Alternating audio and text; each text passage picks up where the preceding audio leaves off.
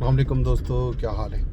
राजधानी की कहानी ये तो रसों सफ़र करूँ उस पे मामूल पार्क रोड अंडरपास अपडेट तो कोई नहीं है। सामने रास्ता कौमी इदारा सेहत दा बंद आ। बोड़ा नूर रोड ते वेसू उतना तो रस्ते पता ही लग सी कि क्या सूरत हाल अहवाल है, कमकार के तक पहुँचे। कम 24 घंटे थी ना पे इंजाद होते। एक पास दुनिया जंग लगी खड़ी है, दूजे पासों इतना भी मुसलसल जड़ा है कामकार थी ना पे।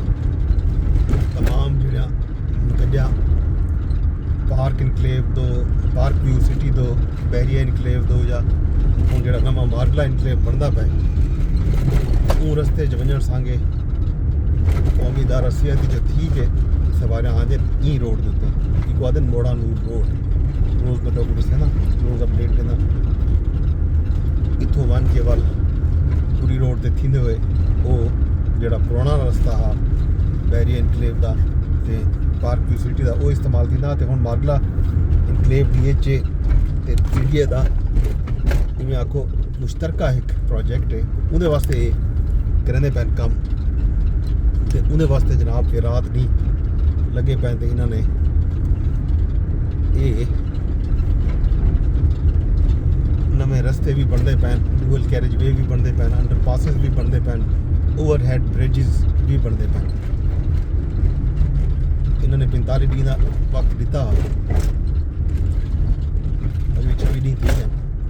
मजीद देते हैं कि जितना जेडे वक्त के बच्चे खड़न उले तक ये अपना काम मुकम्मल कर सकते हैं या नहीं कर सकते, देखने वाली गाल उसी। बहरहाल असा जड़ा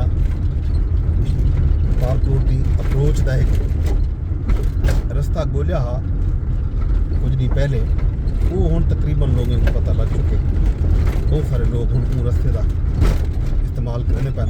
उत्थे एक अंडरपास भी बनता पे उनका हाल अभी लगे सो ये इस्तबल के नाल ही खब्बे पासों मुड़सूँ के सामने धूड़ मिट्टी तो जी नज़र आती पी है। ये सारा रात में बच्चा काम करना पे 24 घंटे। ये तो एक सामने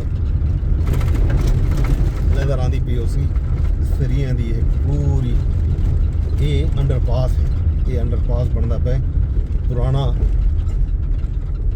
इवें समझो मोड़ा नूर रोड ते बनीगाला रोड को मिलावन वास्ते एक सड़क है। उस सड़क के उत्ते बने पैन इन्हें उत्तों जड़ा है रोड लंघ सी ई जड़े सरिये की दीवार लगी खड़ी है। इन दीवार के उत्तों जनाबे अली एक रोड लंघने ये रोड वैसी सीधा बहरिया इनकलेव ते मार्गला इनकलेव ते पार्क व्यू सिटी ये सारा कमकार उनके वास्ते सीधा पे। ये तो है जनाब अपडेट राह रस्ते की।